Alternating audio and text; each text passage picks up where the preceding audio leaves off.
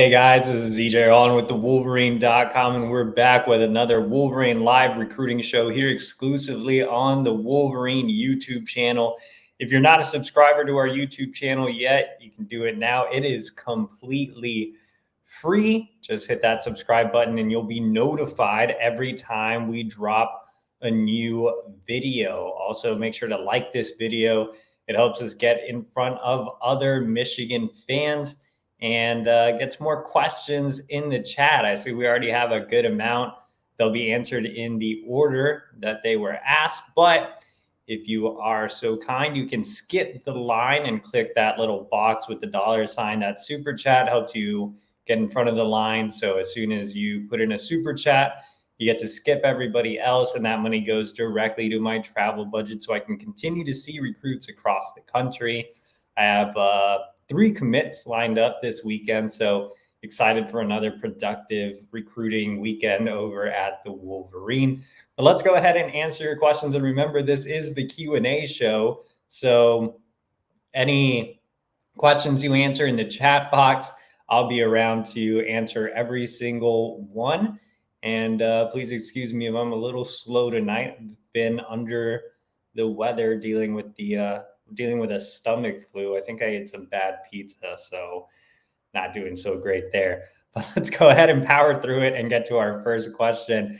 And it comes from John A. Schultz. An OSU recruiting site said they recently offered Deshaun Warner and that he plans to visit Columbus. How worried should we be about Ohio State, and will he visit Michigan? So, yes, Ohio State did offer Deshaun Warner. For those of you that don't know who Deshaun Warner is, he is a new flip target on Michigan's 2024 recruiting board at the edge position. The Wolverines obviously lost commitments from Elias Rudolph and Jacob Smith, so there's still a void to fill at the edge spot. The guy they've made priority number 1 to fill that void is Deshaun Warner. He committed to Kansas in July and has been pretty solid with the Jayhawks, but he's been climbing up the rankings. On3 has him as a top 250 prospect. 24/7 recently elevated him into the top 200. ESPN and Rivals still have him as a 3-star, but they haven't updated their rankings recently. Once they do, I wouldn't be surprised if Warner moves up there. Look, I've been really high on Warner for a while. Michigan has too. They actually evaluated him back in the spring, and he was high on their list before things kind of slowed down and they really honed in on Jacob Smith and Rudolph and closing with their commitments. But with both of those guys no longer in the class, Warner is, the priority. And yes, Ohio State came in after Michigan and offered Warner. So you see the Buckeyes copying Michigan's evals there, which is a smart move, fair play. All is fair in war and recruiting. But yeah, I think Ohio State is a factor for Deshaun Warner now. I think they are going to get him in for a visit, but I think Michigan will get him in too. I've been told that talks have gone well. Things are moving in a positive direction. So when you look at Michigan and you look at the edge production they've had recently, you see what Aiden Hutchinson is doing in the NFL. And I think it's an easy sell to pass rushers. I think Deshaun Warner's recruitment will be decided when he does make those official visits, just because he's never been out to Ohio State.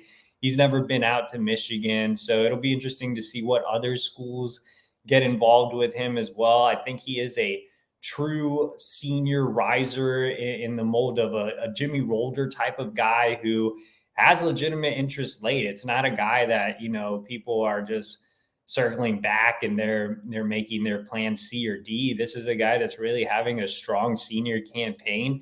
And I think a guy that's really starting to live up to the potential that a lot of teams saw in the spring. So I think Warner is one of the more undervalued guys out there that's starting to get some shine. But yeah, I do think Michigan and Ohio State will be in play for him. And actually, our own Zach Libby will be out in Arizona tomorrow seeing Deshaun Warner. So he will bring you a bunch of scoop over at the Wolverine.com, which is a great time to mention that if you're not a subscriber to the Wolverine.com, this is Michigan State week.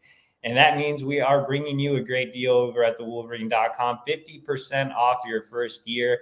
So if you're a new subscriber, if you have never subscribed to thewolverine.com, now is the perfect time to take advantage of that special promotion for the big game, 50% off your first year. And as always, you can sign up for $1 for 1 month to test it out, but 50% off is hard to beat.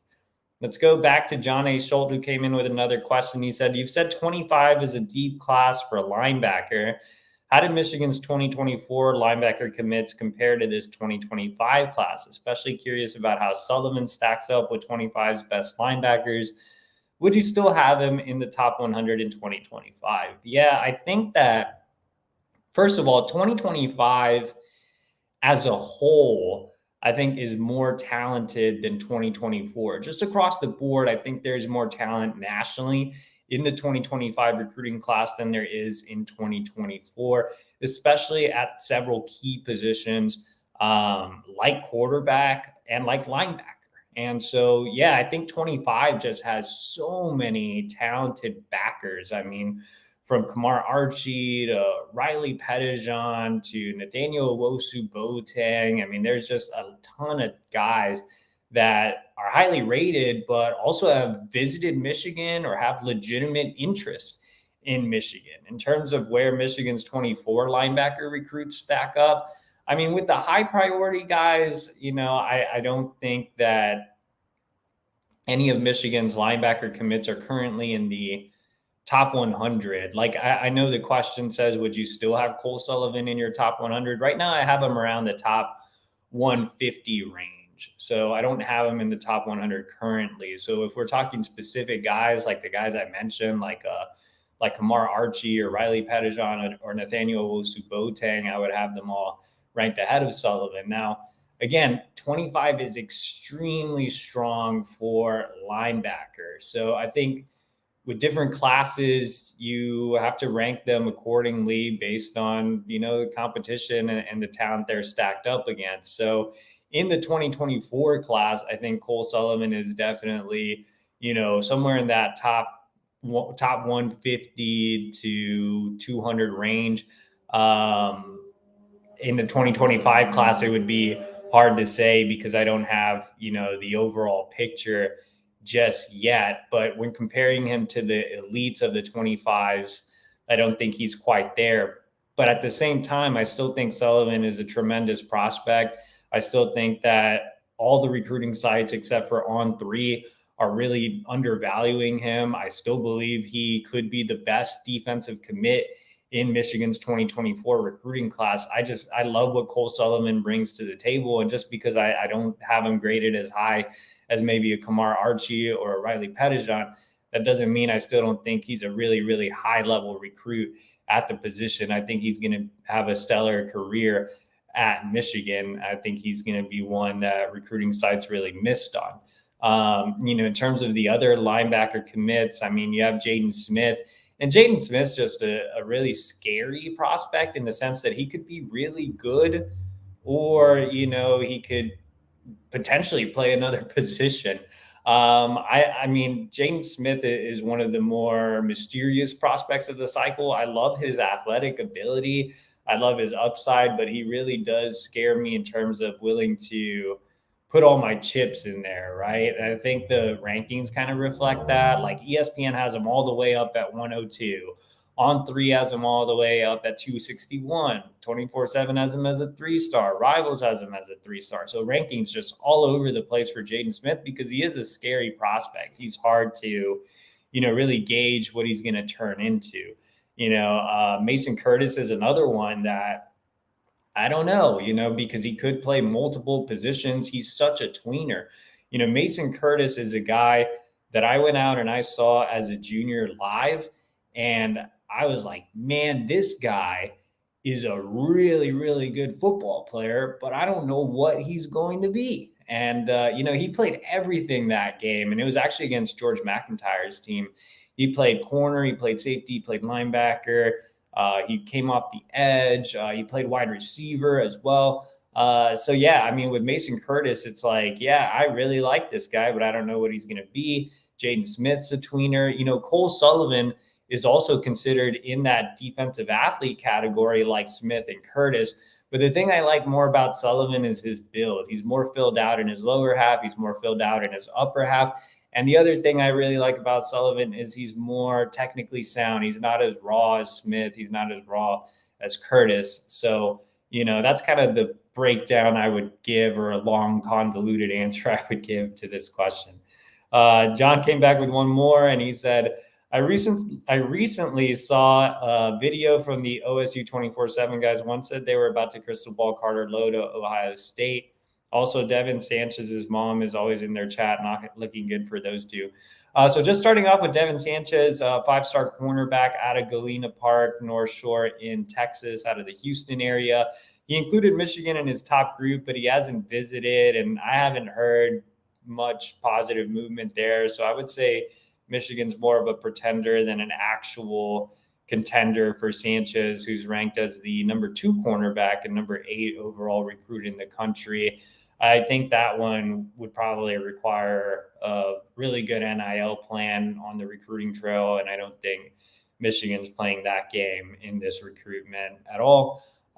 In terms of Carter Lowe, I actually think one of their 24/7 guys did crystal ball him to Ohio State, and maybe one of the on-3 guys. Ohio State now has a commanding lead on the on-3 recruiting prediction machine with an 88.3% chance of landing him. I believe Michigan at one point had the lead on the prediction machine, so somebody must have put in a prediction. I'm trying to scroll on another tab and see. But while I look away from the screen, look, I think Michigan is still very much in this recruitment. And yes, there was a prediction by Alex Gleitman,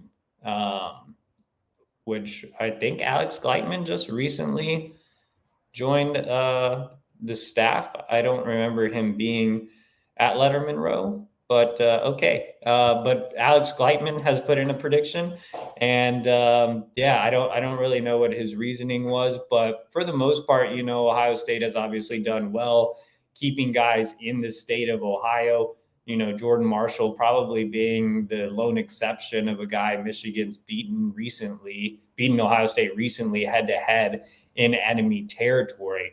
But I still think Michigan's very much in the mix with Lowe. They just had him on campus over the weekend. Michigan obviously has a lot to sell with offensive linemen, back-to-back Joe Moore awards, and, Sharon Moore just being one of the best coaches in the country when it comes to offensive line. So, yeah, I still think Michigan is in the running here. I think Ohio State is going to be tough to beat, but if any team can knock off the Buckeyes, it's Michigan. And, if the Wolverines miss out on Bryce Underwood, I do think that if they push for Ryan Montgomery, that could help out with Carter Lowe. They're both in that Toledo area, and they actually just played against each other and are becoming friends. So, that could be something to watch. And if they do land Bryce Underwood, I think that just helps recruiting as a whole. And I think you see more elite guys wanting to play with him. So, we'll see how things look a few months from now. But I think, Ohio State probably has the advantage there, but Michigan definitely in the mix. And I think this weekend went a long way with him as well. And, our other recruiting reporter, Zach Libby, has been all over Carter Lowe. He's seen him a number of times, including this past weekend. And he actually had an interview with Carter Lowe's mom over at thewolverine.com. So again, if you're not a subscriber, check that out. And if you're a new subscriber, you can subscribe for 50% off. Let's go ahead and go down to Mike. And he says, can Michigan flip Justin Scott back since Michigan was leading before he picked Ohio State? So Justin Scott, 5-star defensive lineman out of Chicago, committed to Ohio State in July. Michigan, for a brief little window, appeared to have the lead. Obviously, that didn't work out. I think with Justin Scott, there were two big factors here. I think his family wanted him closer to home, and that's why he spurned Miami. And I think NIL became a bit more of a factor late in the cycle. And I think right now Ohio State is better equipped on the recruiting trail than Notre Dame and Michigan. So I think it kind of pleased the family and still gave him, an opportunity from an NIL perspective. And with Michigan not changing in that area, I really don't see it happening. I mean, the Wolverines, to have any chance, would have to get him back on campus for the game against Ohio State, beat Ohio State, and just recruit the hell out of him in the final weeks before signing day. But right now, I really don't see any movement. Mike says, where do the Wolverines stand with Bryce? So Bryce Underwood, 5-star quarterback out of Belleville, fresh off a visit to LSU. Michigan still hasn't gotten him on campus for a game, which is a bit concerning, but there's still 2 big weekends left. Obviously, you have the game against Purdue on the 4th, which should be a night game, and then you have the game against Ohio State. The problem with the game against Ohio State is it could conflict with Bryce Underwood's state championship schedule if Belleville makes it to the state finals and they have to play on that Saturday. That would prevent him from going to the game. If you remember, was it last year? A couple years ago, Dante Moore was set to go to the Michigan-Ohio State game and then could not because so it was 2 years ago. Yeah, Dante Moore was set to go to that game, and then he couldn't because the state championship was on the same day. So you could see maybe a similar situation here. I would have hoped that Michigan would have already gotten him on campus for one of these, cupcake games, but obviously that hasn't been the case. But, Bryce has been to Michigan so many times in the past. At the same time, I think this LSU game day visit really, really did impress him. He went out there with one of his teammates as well as elite 2026 in-state athlete, CJ Sadler. So, I'll have more on Bryce and LSU and Michigan tomorrow. Actually, I caught up with our LSU On 3 reporter, Billy Embody, and we'll have a joint piece coming out giving our thoughts on Michigan and LSU here. But overall, I still view this as a Michigan LSU battle. I know Colorado has, kind of entered the mix, but I have a hard time seeing Underwood going to Colorado. I'm actually quite surprised we haven't seen, a random NIL school enter the picture and start to build momentum. Like, I really am shocked. And I think Billy was as well, the LSU writer, that we haven't seen an Oregon or a Texas A&M or a Miami come in and just fire away some NIL cannons. It's really odd to me that hasn't happened yet. So as of today, I would still say Michigan and LSU at the top, but obviously Michigan needs to get them on campus for one of these next 2 home games and really knock it out of the park on that visit. Let's go down to more Bryce Underwood from John, who says, wonder how Underwood's visit in Baton Rouge went. It was a night game, Death Valley. They wrecked Auburn, and Daniels had a great game. That and the NIL, I'd be surprised if they didn't lead for Bryce. Yeah, I mean, it's tough right now. Like, if I had to make a prediction today and it was down to Michigan and LSU, I'm not sure that I wouldn't pick LSU today. Now, that is coming off a visit high to LSU and the fact that he hasn't been to a Michigan game yet. So there's still a lot of moving parts there, and there's still a few months left before he actually makes a decision. So it doesn't really matter what I think this second, but we'll see in a few months from now. But, from talking to Billy, I think that there's a lot of confidence and optimism on the LSU side. You mentioned Daniels had a great game, and seeing the offense at LSU really start to roll there, I think is really impressing Bryce. The thing that Billy said that I thought was interesting, because I straight up asked him about LSU and their NIL pitch to Bryce, and he didn't really give me too much of a straight answer. It's hard to give a straight answer on what, teams are doing with specific prospects and NIL. But something he said that was interesting about LSU and their NIL approach is that they're not really doing much pay for play. It's not like LSU is just straight up being like Texas A&M or Miami or Oregon. And I looked at the class rankings today, and they're not even in the top 10 for 2024. So it's not like LSU's just, a major player in the pay for play world. Yeah, I get it. They're in the SEC, they're LSU. It's super flashy. You would think that with LSU comes a lot of NIL, but it hasn't necessarily been the case. In fact, Billy said, like Michigan, LSU has focused more of its NIL on roster retention and transfer portal. So I'm curious to see what both teams, both LSU and Michigan, do with Bryce Underwood when it comes to NIL. I mean, I think we've all been hopeful that Michigan's recruiting NIL plan will come into fruition soon, but it always seems to be soon, and we're running out of time with soon as Bryce Underwood gears up to make his decision in January. Before we move on to our next question, we do have a message from our sponsor this week, Susie Surma with Modus Realty. Are you ready to buy a home? This is one of, if not the most expensive purchases you'll ever make. Having a realtor who listens and cares about your needs is crucial.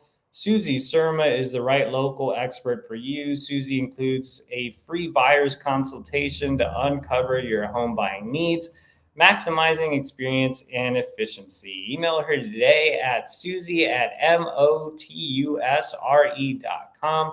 Let's face it, the market has been challenging for buyers. The critical piece you might be missing is having the right agent. Using a realtor that has superior knowledge and negotiation skills is a key to closing on the home of your dreams. Local expert Susie Surma is your answer. Not only does she know the area, she is a fierce negotiator. Why not build equity now? Contact Susie Surma to start your customized experience today. Call Susie at 248-767-5633 or email her at susie@motusre.com. So again, special shout out to Susie Surma. She's the official realtor of the Wolverine.com, and she should be your official realtor too if you're in the home buying market. Let's go down to Tyson Smith, and he says, is Ryan Montgomery that good? If Michigan misses out on Bryce Underwood, there's a chance that Ryan Montgomery is the next man up. Now, obviously, his brother Luke plays for Ohio State, and people have asked the question time and time again, would Montgomery really go to Michigan over Ohio State? Well, Ohio State already has a quarterback commit in the 2025 recruiting class. And on top of that, Michigan's been recruiting Ryan Montgomery since I believe he was a freshman. So he's been to campus on numerous occasions. He was back for the barbecue at the Big House. He's looking to potentially be back for the game against Ohio State. So, there's a lot of familiarity with Michigan. He's already established a really good relationship with Kirk Campbell. In terms of whether he's that good or not, you look at the rankings right now, 3 of the 4 major recruiting services have him ranked in the top 250. The lone exception being On3, which has him ranked as a 3-star. I agree with the other services. I have Ryan Montgomery in that top 250 range. I think he's just a really solid quarterback. I think you've seen growth from him this year as a senior. Not only is he putting up big numbers, as people like to cite Jaden Davis's stats, but you're seeing progression within those numbers. You're seeing Ryan Montgomery in a more pass-friendly offense, so he's able to showcase his skill set. I think his arm strength has improved. I think he's gotten his timing down. I think he's cleaned up some of his mechanics. I think he's showing the ability to be more of a creator as well. I think he's improved his athleticism. He spent a lot of time in the offseason playing AAU basketball. So I think you're seeing him take steps forward in the right direction when it comes to projection. He actually did hit a growth spurt. I remember when Ryan Montgomery was just as tall as me, and now he's, a few inches taller than me. So I think he's getting adjusted to his body and just getting more comfortable there. So yeah, I really like what Ryan Montgomery has produced on tape as a junior. So I would definitely have him in that top 250 range. I think he would be a good addition if Michigan misses out on Bryce. I mean, you'd love to have a guy like maybe George McIntyre, who I think is probably in that elite category. But after that, you're kind of in that mix with Montgomery and Husan Longstreet and Bear Bachmeier. And I think Bachmeier and Longstreet would be 2 really intriguing targets, while I think Montgomery would be more of a safe and steady addition. But yeah, I mean, it's all hands on deck for Bryce Underwood, and then we'll see where the chips fall if Michigan does miss out on the 5-star prospect. Let's go back down to Tyson Smith. And he says, which in-state guys are the most important recruits for Michigan? Well, obviously that list starts off with Bryce Underwood. I mean, he is the most important recruit overall. I mean, you have a 5-star quarterback in your backyard. You missed on Dante Moore a couple of cycles ago, or last cycle. I can't even remember, man. The days go by so fast. But you missed out on Dante Moore. You can't miss out on Bryce Underwood. I mean, he is a generational prospect. I have him graded even higher than I did Dante, and everybody knows how much I love Dante. He's the number 1 quarterback and number 1 overall recruit in the country for a reason. So obviously he's the guy to keep in state. 2025 is actually pretty weak for recruits in the state of Michigan. You have on 300 offensive lineman Avery Gack, who is a top priority. Michigan just had him on campus over the weekend. You have 3-star defensive lineman Bobby Kanka, who is already committed. And then you have 3-star athlete Elijah Dotson, who isn't really highly touted, but has been to Michigan a number of times. And the Wolverines can land him if they push there. I think the big guy to know in 2026 is CJ Sadler, man. He's such an elite talent. He's a dynamic playmaker that can, really play almost any position you want him to on the offensive side of the ball. And he's a really good defensive back as well. I think Sadler is the next 5-star level guy in the state of Michigan, but 2025 is pretty down when it comes to in-state guys. Let's go back down to Tyson Smith, and he says, Skyline or Little Caesars? Is this a Zach Libby show? Like, I don't know, man. I've only had Skyline chili once. And I want to say I've only had Little Caesars like twice. So it's not like I've had big sample sizes of each one. But I went to Skyline Chili. When I went to Skyline Chili, it was a couple of years ago. And man, I just was not a fan. It tasted really bad. And it did not make me feel good on the drive back home. And Little Caesars, like, I think Red Baron is probably better than Little Caesars. Like if someone was like, do you want a hot and ready or do you want this Red Baron mini pizza? I would probably take Red Baron. So picking between Skyline Chili and Little Caesars, I mean, it's hard to make terrible pizza, even though apparently I just got food poisoning from one. So I would probably lean Little Caesars because it's a safer pick for my stomach. Oh, we have more food questions. John Schultz says, pineapple on pizza, yes or no? Or he has various food questions. So let's rapid fire on these. Yes, on pineapple on pizza. At first, I wasn't a fan, so don't judge me. But my wife got me into it. So now our go-to is pepper. You have to have the right combo, though. So pepperoni, pineapple, and jalapeno, and you balance out the sweet with the spicy, with the jalapeno and the pineapple. So yeah, I am a pineapple on pizza guy. Hot dog or hamburger? Definitely a hamburger for sure. I don't mind hot dogs. I'll even eat that poor looking hot dog from the barbecue at the big house, but hamburger's superior. Taco or burrito? Definitely a taco guy. I'm from Texas, and the Mexican food there is different than the Mexican food in California. And burritos aren't really like a huge thing. Like it's more of like tacos. And so I would go with tacos. Bagel with cream cheese or toast with jam. I am a jam connoisseur, but it has to be like a fancy jam. But if you give me an everything bagel with cream cheese, I mean, that's hard to pass up. Halloween or Christmas? I'm not a child anymore, so I don't love Christmas and I hate family, so I'd rather not see them. Halloween probably allows me to avoid family. It is my wife's favorite holiday. I don't particularly love dressing up and partying either, but guess I'd rather do that. Plus Halloween's better because I like the feel of fall and I like scary movies. So there you go. Dion McQueen Sr. says, what about the possibility of having all three Savs at A2? Yeah, so Keon has two little brothers that are really, really good. They're just really, really young, so we haven't talked about them a lot. I don't know if Keon even still be there by the time his little brothers get there. I'm not even sure. I think one's in 2027 and one's in 2026, or I might be confusing it, and one's in 2027 and one's in 2028.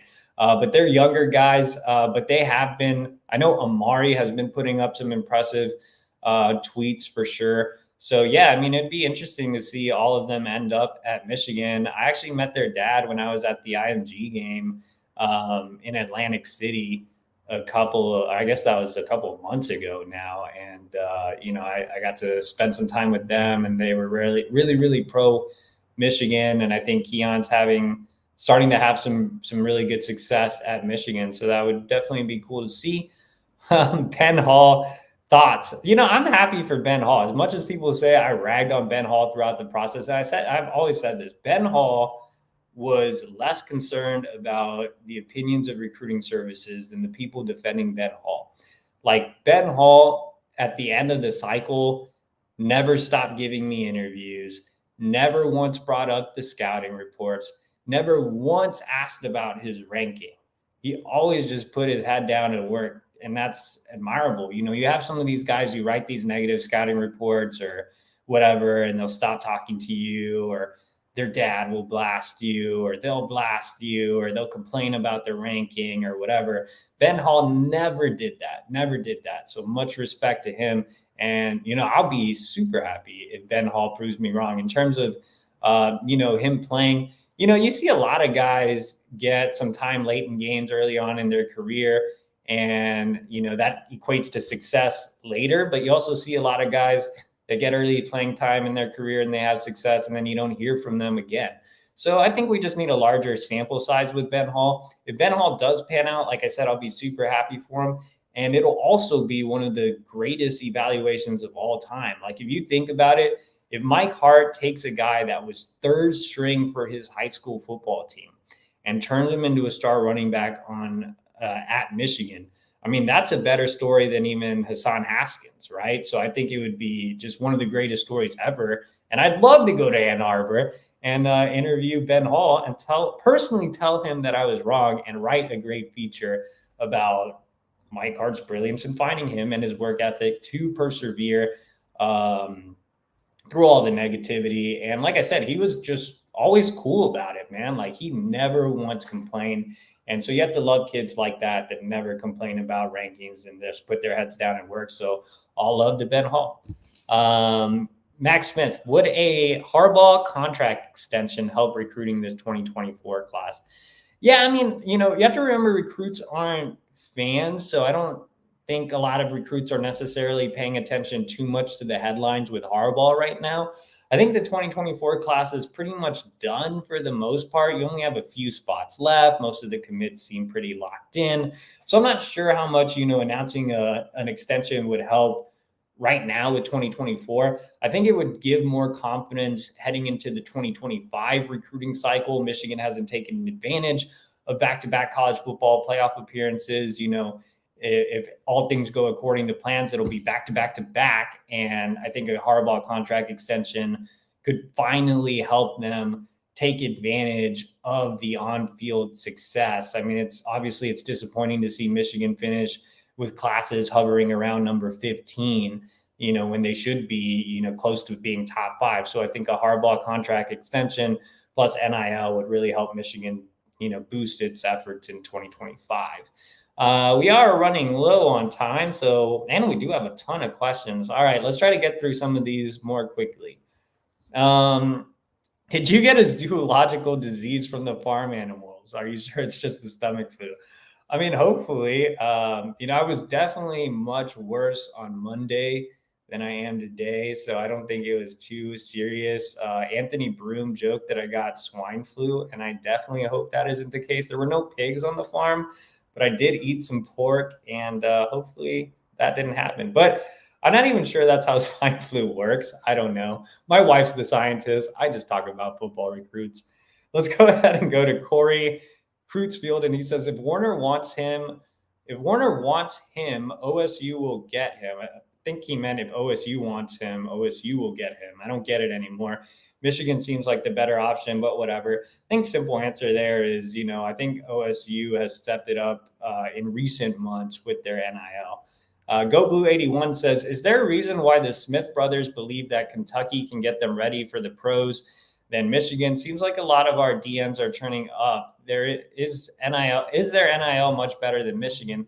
I think NIL played a tiny role in it, and I don't think they necessarily 100% believe in their hearts that Kentucky can get them better equipped for the NFL. I think at the end of the day, both of these guys just wanted to stay closer to home. They moved a lot during their high school career. They spent some time at boarding schools. They finally moved back to Kentucky, which is where they're originally from.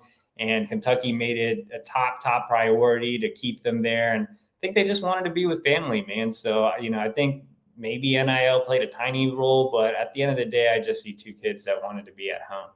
Let's go ahead and go to Adams Shepardson, who just left a comment. Colt Sullivan might be our Jack Campbell, similar measurables and underrated athletes. Yeah, like I said, I don't have Colt Sullivan in the top 100, but I have him higher than every other recruiting service. I think he really might be that, best player in the class on the defensive side of the ball. Travis Foster, any chance we get back in with Bear Gatling? That is Gatlin Bear, not Gatling, Gatlin Bear out of Idaho. Haven't heard much there. I think that, he's pretty locked in, with Boise. And I think Michigan's focus right now at the wide receiver position is getting a bigger guy on the outside. And you have to remember with Gatlin Bear, he is a mission kid. So he'll be gone for 2 years, and he doesn't sign a national letter of intent. So much like Andrew Gentry, after his mission is over, he can sign with anybody. So you never know what can happen with, 2 years from now. But yes, Bear Gatling was a pretty cool mix-up. Let's go down with Justin, and he says, any updates on Ryan Wingo, and have we had any news on Bo Carter? Guys, come on, let's get the names right. Ryan Wingo, it looks like he's trending to Missouri. I haven't heard anything with Michigan recently. I think, there's probably a less than 5% chance at this point. And Bo Carter, not a lot of buzz there either, man. It seems like Tennessee's done a better than expected job of keeping him in the class. I know Michigan is still in contact here and there. They'd love to get him on campus for the game against Ohio State, but just not a lot to report there. Adam Stevenson says, are there any underrated in-state guys that you like in 24 or 25 that Michigan is considering after the high school season's wrap up? Like I said, man, 25 is really a weaker year in the state of Michigan. There's a receiver at West Bloomfield at 25 who has risen up the rankings and has visited Michigan a couple of times. And Michigan obviously has had success at West Bloomfield. Cameron Flowers would be one to watch. But yeah, man, just not a lot of in-state guys to really hype up right now. Let's go down to Mitchell M. And he says, why has recruiting been so slow as of late? Well, some of it has to do with just the class being almost full, man. I mean, you have 25 commits right now. You're not going to finish with more than 30. So you probably just don't have much movement because there aren't a lot of guys on the board, right? There's, a need for a bigger receiver. There's a need for an edge, maybe another D lineman, maybe another offensive lineman, and, maybe another guy in the secondary. But yeah, I mean, there just isn't a lot there. So that's why it's been so slow on the 2024 side. I think on the underclassmen side, it's been a little disappointing with the visitors list, right? Like there just haven't been a lot of big name guys make it to campus. You've had guys that have unfortunately had to cancel, like DJ Pickett, would have been on campus this past weekend, but he had a death in the family. Bryce hasn't made it to campus. Purdue and Ohio State should have some big names. And I think, recruiting for 25 will probably pick up then, especially whenever Bryce makes it to campus. I think he's, the key that drives the car for all of this. So we'll see. But yeah, I mean, I think, off of back-to-back college football playoff appearances, it has been a little disappointing. Let's go ahead and go down to TJ. He says, anything new on Bear? We already touched on that. Nothing there right now. Yeah, I guess I did answer a lot of food questions. You can keep them coming if you want. Ben Ricketts, what are your thoughts on Mark Zachary? Who do you like for cornerbacks in the 2025 recruiting class? Yeah, so I need to see more of Mark Zachary. I'm not overly familiar with him. He did make a visit to Michigan this week. It was his first one. Notre Dame is considered the heavy leader in that recruitment. Obviously, the Wolverines already hold a commitment at the corner position from Chris Ewald, and I'm a big fan of Ewald, who just moved up in the rankings back in the top 100. So excited about that. Thing with Ewald is you have to keep him committed for the next year. And, Florida State, Miami, Texas, Auburn, Tennessee are all still recruiting him really hard. So I think it's, Bryce Underwood is obviously priority A right now. I think priority B is keeping Ewald committed. He's the face of the class right now, and he's, a commit at a position that you've struggled to recruit the last couple of cycles. So Ewald, is obviously very high on my board. Some other guys that I like at the corner position, Ones Konanbani out of South Carolina. He's originally from London. He is in the On 300. He's part of PPI Recruits. So, same organization that produced commit Manuel Beagle, former Michigan defensive lineman Julius Welshoff. So, there's connections there. He's already visited. So I think Konanbani is a really interesting prospect. You have Charles Bass, who just visited over the weekend, that just made his way into the On 300. Lower ranked guy that Michigan really, really likes is Jamari Deloach out of Virginia. They see him in the same role as Mike Sainers still. So, yeah, I mean, those are some names to know at the corner position. TJ says, any shot at Nitro Tuggle or Jordan Shipp? Yeah, still working on Nitro Tuggle. Wouldn't be surprised if he makes it in for the game against Purdue. Obviously committed to Georgia, but he's been, open about taking other visits, and Michigan's close to home. They hold a commitment from his teammate, Josiah Edmonds. So he's still a possibility. They're still working on Jordan Shipp. It'll be interesting to see if he actually makes it in for that game against Ohio State. We'll see, but I'd love for Michigan to steal Jordan Shipp. I mean, I still think he's one of the most underrated recruits in the country. So I'd love to see, Michigan make a move there. Justin says, any nose tackles in 2025? Michigan just had one on campus over the weekend. Dylan Battle out of Mansfield, Texas. Big kid, 6'3", 315 pounds. So he would definitely fit that mold. If you're going for a shorter, stocky nose, Kevin Otis out of Mississippi has been on campus in the past and is really high on Michigan as well. I think with nose guys, they usually come on a little later in the cycle, but those are two to know early on for sure. John H. Schultz says, any chance for Shipp is fading away like one of Zach's friendly goes? Yeah, I mean, there just hasn't been significant movement there, which is disappointing. Blue-Eyed Bandit says, do you think more draft-eligible players will return next year like this year? I think it's going to be tough to keep JJ with some of the grades he's getting. But Michigan has done a great job when it comes to NIL for roster retention and transfer portal. They just need to figure it out on the recruiting trail. But I think last year or this past year was obviously a big success, and I think they can continue to find success with roster retention and transfer portal. They just have to get that plan set when it comes to the recruiting trail. But I believe that was our last question. We went long tonight, guys, so appreciate y'all for joining me and getting in more questions, more topics to cover, especially when recruiting is slow. Is great to get 45 minutes out of this show with almost nothing going on with recruiting is fantastic. So I appreciate you guys. Make sure to like this video, subscribe to our YouTube channel for free. As always, subscribe to the Wolverine.com. If you missed it earlier, we're running a special promotion for Michigan State Week. 50% off our annual subscription. Take advantage of that now, or you can sign up for $1 for 1 month if you want to test it out. I will see you guys next week.